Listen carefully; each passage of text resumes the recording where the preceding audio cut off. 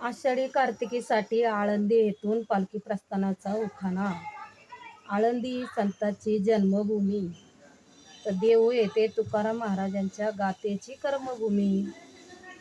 आळंदीला इंद्रायणी नदीच्या झुळझुळ पाण्याच्या गाथा, महिमा संतांच्या पालखीचा.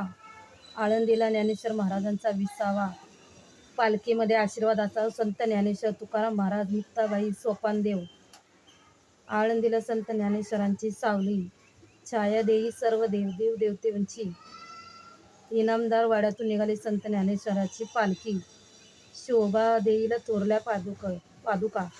वारकऱ्याने घेतले दर्शन, दुमदुमले आळंदी नगरी. वारकऱ्यांच्या हाती टाळ, चिपळ्या, सनई, चौघड्याचा धनी, साऱ्या आसमांत गुंजला. ज्ञानेश्वर महाराजांच्या पालखीने आळंदी येथून तुकाराम महाराजांच्या पालखीने देहू नगरीतून केले प्रस्थान.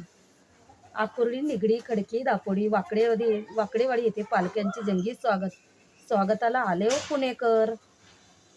पुण्यामध्ये पालख्यांचा झाला संगम. अहो म्हणतात पंढरपूर येथे चंद्रभागा नदीचा झाला की ग संगम उगम.